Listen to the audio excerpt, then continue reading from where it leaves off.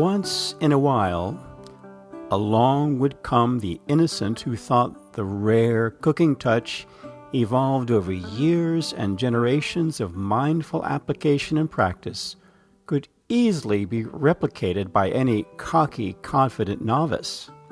Eros von Bork wrote of one Frank Vizetelly, an English journalist and illustrator who came to the bower of Stephen Dandridge to visit Jeb Stuart's cavalry headquarters, while the men dawdled and lingered there for a unique month in the fall of 1862.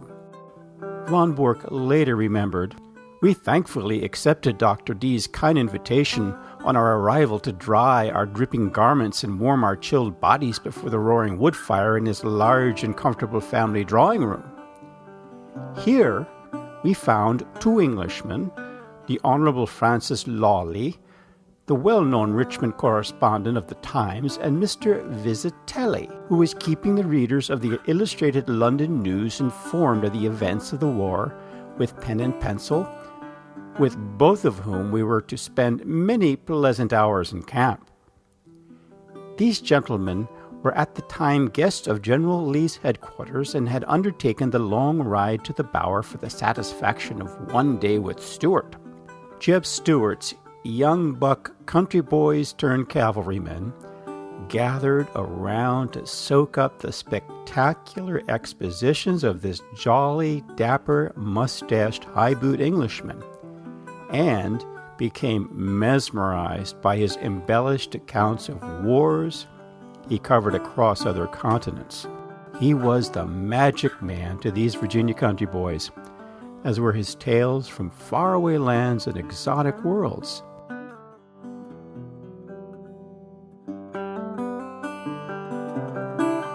Then, the magic man left suddenly. Von Bork wrote of the magic man's return to the Bower. It was the morning of Saturday, October 18th. Agreeably with my expectation, I received orders early next morning to return to the Bower, which not a little delighted me. It was a sparkling, beautiful morning of autumn, and I enjoyed the ride home the more for being fortunate enough, firing from my horse's back with my revolver, to kill a gray squirrel which, as our mess arrangements had been thrown into utter disorder by the events of the last 2 days, was gladly welcomed the same evening on our dinner table. Meanwhile, our tents had been again put up at the Bower, and no one who had not visited the place in our absence would have supposed that any change had occurred in the interim. The Federal Army, after considerable fighting the previous day, had recrossed the Potomac. Once more established in the quietude at the Bower, we received from our kind friends, Mr. D and his family, numberless proofs of their great satisfaction in having us near them. And in accordance with his promise, Mr. Vizetelly came now to pay us a longer visit. Our new friend was an old campaigner who accommodated himself very readily to the hardships of camp life, and was soon established in his own tent, which I had caused to be erected for him in the immediate neighborhood of that of Blackford and myself. He was not long in becoming a great favorite at headquarters.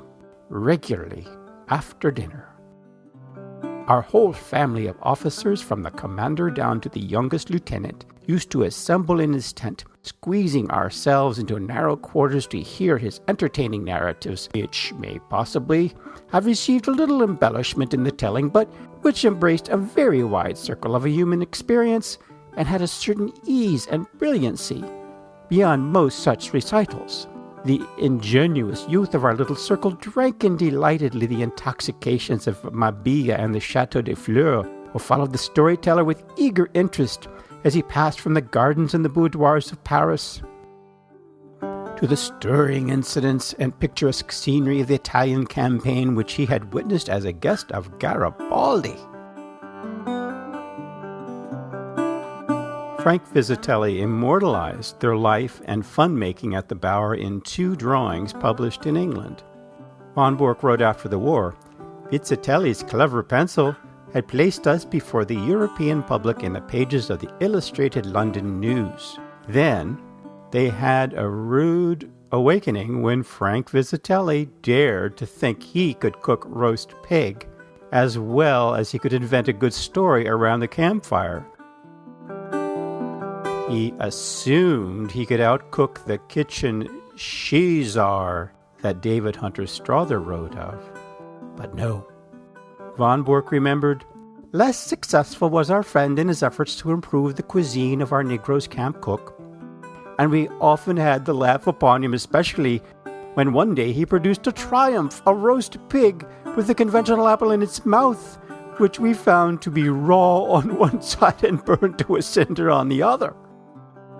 This work of art had been prepared under his own personal management and was served cochon à l'italienne, but it proved by no means so happy an accident as the original roast pig, done as à la chinoise.